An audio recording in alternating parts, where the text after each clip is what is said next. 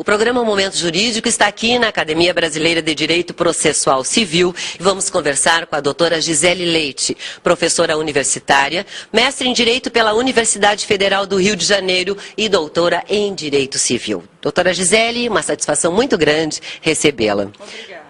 A Academia Brasileira de Direito Processual Civil está sempre incentivando e dando apoio às atividades pedagógicas e culturais sob a presidência do Dr. Márcio Carpena.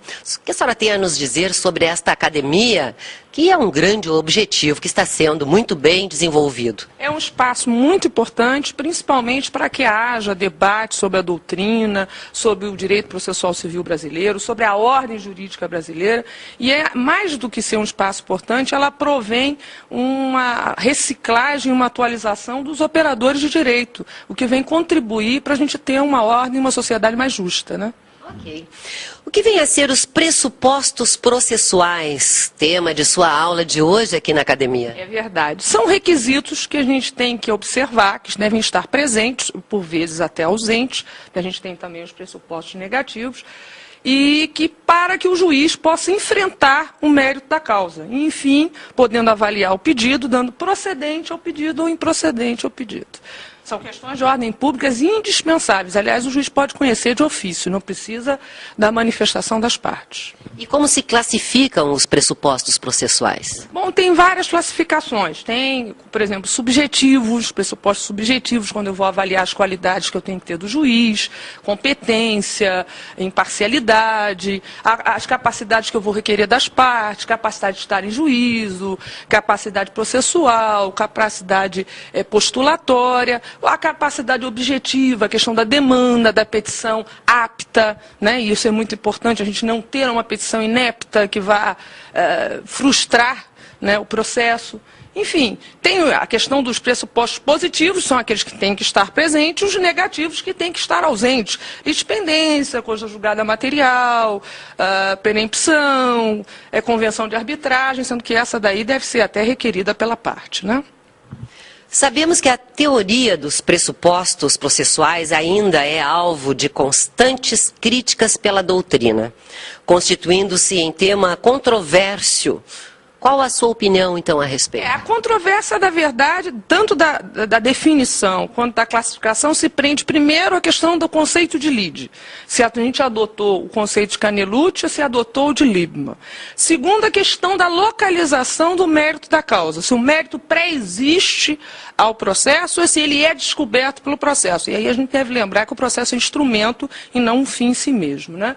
E também a questão de alguns itens, como a citação válida, por exemplo, para alguns autores está como pressuposto de existência e para outros como validade. Mas o importante é que a gente tem que equipar esse processo dos maiores rigores absolutos para a gente ter uma solução justa, uma solução rápida. A gente hoje está atrás da efetividade processual e sempre uma garantia constitucional que a gente tem que cumprir, que é a duração razoável do processo, né? Justiça tardia, já dizia Rui Barbosa, e justiça nenhuma, né?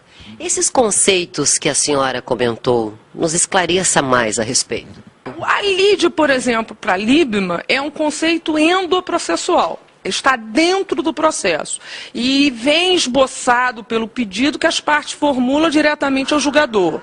Agora, para Canelucci, até eu estava comentando hoje de manhã com a pessoa que foi me apanhar no aeroporto, ele é um fenômeno extraprocessual, portanto, fora do processo. Há o conceito de lide de cunho eminentemente sociológico e existe por quê? Porque o outro resiste à pretensão do autor. Então, a partir daí, você tem todo um manancial diferencial de pressupostos. Porque se eu entender que o mérito da causa vai acontecer endoprocessualmente, segundo a teoria de Liebman, eu vou ter um conceito de pressuposto. Se eu entender que é extraprocessualmente, eu vou ter outro conceito. E aí vai variando. Mas isso não quer dizer que seja um tema não importante, é importantíssimo, apesar de toda a polêmica. No seu entendimento, o processo pode ser entendido como uma relação jurídica de direito público ou não? Sim, é uma relação jurídica processual, mas a gente não pode confundir processo com relação jurídica processual, né? O processo é o berço da relação jurídica processual, né? O nascedouro, diremos assim. Agora, é direito público, é natureza pública, porque se refere ao Estado, o Estado representado aí pela figura do juiz, né? É autônomo, porque não tem nada a ver com a relação relação de direito material, eu vou discutir ali, é o veículo, né? O processo é o veículo em que eu vou debater a relação de direito material. Além de ser autônoma, ela é abstrata, porque ela não está concretamente ligada a uma sentença favorável. Eu vou, na verdade, postular um julgamento do meu pedido. Não quer dizer que eu tenho garantido um procedente ou um improcedente. Mais algum detalhe sobre este tema que a senhora queira colocar para os nossos telespectadores? Uma das coisas que eu acho mais importante nesse enfrentamento dos pressupostos processuais é que a gente hoje tem a mitigação das nulidades processuais. A gente não está mais atentando tanto ao rigorismo formal. A gente quer um processo mais célere, conjugando um binômio sagrado de celeridade e segurança jurídica. A senhora considera a citação como um pressuposto processual? Nossa, isso é uma questão polêmica, né?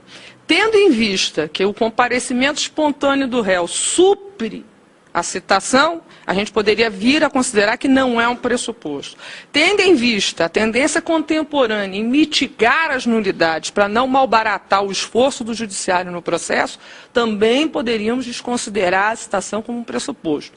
Classicamente, pela doutrina clássica, seria um pressuposto. Aliás, a triangularização da relação jurídica processual só ocorre quando há a citação do réu.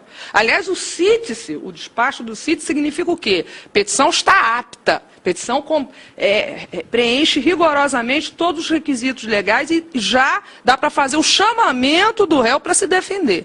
Então, eu considero que hoje não mais podemos entender que a citação é um pressuposto processual de existência, por exemplo. Pode considerar de validade, agora, sabendo que há outros meios de sanar essa invalidade. Ok, muito obrigada pela presença no programa Momento Jurídico. Maiores informações sobre a Academia Brasileira de Direito Processual Civil, sobre os cursos de pós-graduação que são desenvolvidos aqui na Academia, é só ligar para 3332-7283 ou acesse www.abdpc.org.br.